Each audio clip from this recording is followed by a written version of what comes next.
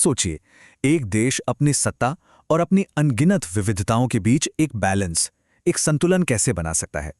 इसका एक बहुत ही मजबूत जवाब है संघवाद, जो एक तरह से एक महान संतुलनकारी व्यवस्था की तरह काम करता है। ये एक बहुत बड़ा सवाल है ना? किसी ऐसे देश को कैसे चलाया जाए जहां हर कुछ किलोमीटर पर भाषा बदल जाती हो, संस्कृति बदल जाती हो? संघवाद इसी मुश्किल सवाल का जवाब देने की एक कोशिश है।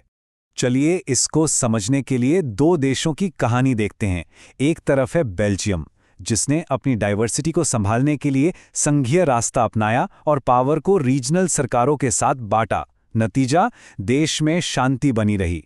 वहीं दूसरी तरफ श्रीलंका है, जो एकात्मक व्यवस्था पर ही टिका रहा, जहां सारी ताकत केंद्र के पास रही। नतीजा, एक भयानक गृहयुद्ध। ये दिखाता है कि सरकार का स्ट्रक्चर कितना ज्यादा मायने रखता है। तो चलिए अब जरा गहराई में उतरते हैं और समझते हैं कि आखिर ये संघवाद है क्या चीज।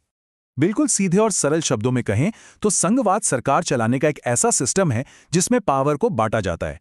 ये एकात्मक यानी यूनिटरी सिस्टम का ठीक उल्टा है, जहां सरकार का सिर्फ एक लेवल होता है और बाकी सब उसके अंडर काम करते हैं।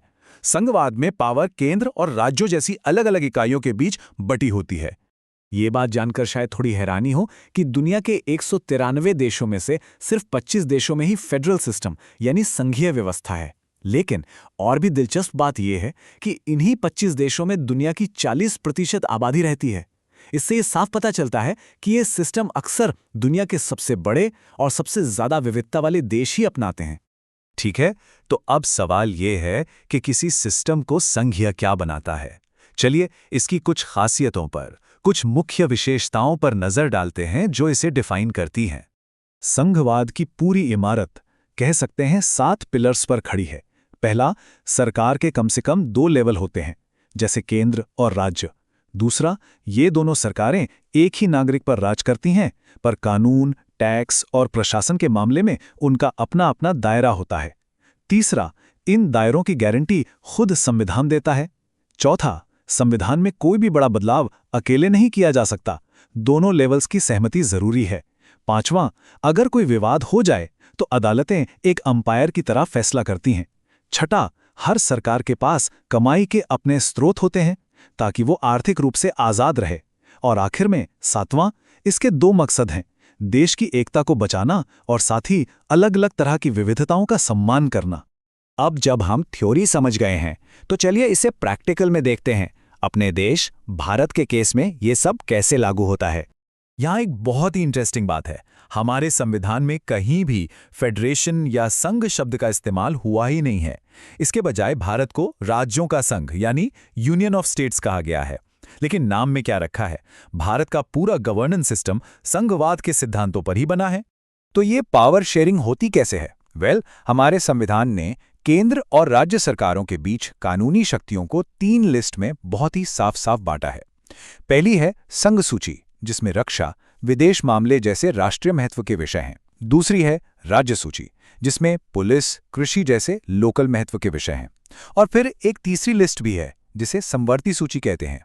इसमें शिक्षा और जंगल जैसे विषय हैं जिन पर केंद्र और राज्य दोनों ही कानून बना सकते हैं।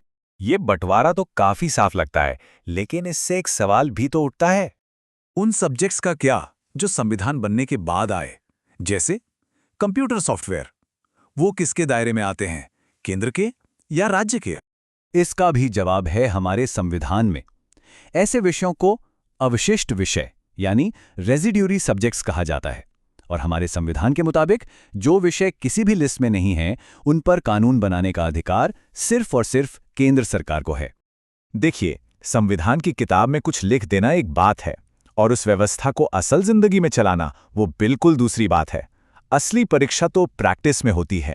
तो सबसे जरूरी बात यह है, भारत में संघवाद की कामयाबी का असली राज सिर्फ संविधान के नियमों में नहीं है, इसका असली राज है हमारे देश की लोकतांत्रिक राजनीति के मिजाज में। इसी ने संघवाद की भावना को, विविधता के लिए सम्मान को और एक साथ मिलकर रहने की चाहत को मजबूत किया है। इसका पहला और सबसे बड़ा टेस्ट था भाषा के आधार पर राज्यों को बनाना। 1950 के दशक में जब ये हो रहा था तो बहुत से लोगों को डर था कि इससे देश टूट जाएगा, लेकिन हुआ इसका बिल्कुल उल्टा। इस कदम ने देश को पहले से कहीं ज्यादा एकजुट बना दिया और इससे एडमिनिस्ट्रेशन चलाना भी आसान हो गया। दूसरी बड़ी परीक्षा थी भाषा नीति की। हाँ, हिंदी को राजभाषा बनाया गया, लेकिन ये भी माना गया कि ये सिर्फ करीब 40% भारतीयों की ही मातृभाषा है। इसलिए इस विविधता का सम्मान करते हुए 21 दूसरी भाषाओं को भी अनुसूचित भाषा का दर्जा दिया गया। इतना ही नहीं, हिंदी के साथ साथ सरकारी कामकाज के लिए अंग्रेजी का इस्तेमाल जारी रखा गया। यही लचीलापन था जिसने भारत को श्रीलंका जैसे हालात से बचाया। संघीय व्यवस्था का एक और बहुत ही जरूरी पहलू है केंद्र और राज्यों के बीच लगातार बदलते हुए रिश्ते। अगर हम 1990 से पहले देखें तो अक्सर केंद्र और ज्यादातर राज्यों में एक ही पार्टी की सरकार होती थी। इससे कई बार केंद्र राज्यों की आज़ादी पर हावी हो जाता था। लेकिन 1990 के बाद तस्वीर पूरी तरह बदल गई। क्षेत्रीय पार्टियों का उदय हुआ और केंद्र में गठबंधन सरकारों का दौर शुरू हुआ। इससे पावर शेयरिंग और राज्यों की स्वायत्तता का सम्मान करने का एक नया कल्चर पैदा हुआ। और इस बदलाव को और ज्यादा मजबूती दी सुप्रीम कोर्ट के एक ऐतिहासिक फैसले ने। इस फैसले के बाद केंद्र सरकार के लिए किसी भी राज्य सरकार को मनमाने ढंग से बर्खास्त करना बहुत मुश्किल हो गया, जिससे भारत का संघवाद असल मायनों में और भी मजबूत हुआ। तो आखिर में बात यह है कि संघवाद कोई रुकी हुई चीज नहीं है, ये कोई मंजिल नहीं, बल्कि एक लगातार चलने वाला सफर है। ये केंद्र और राज्यों के बीच संतुलन बनाने की एक न खत्म होने वाली कोशिश है।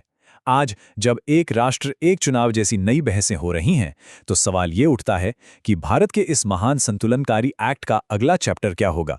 ये संतुलन और बेहतर होगा या किसी एक तरफ झुकेगा?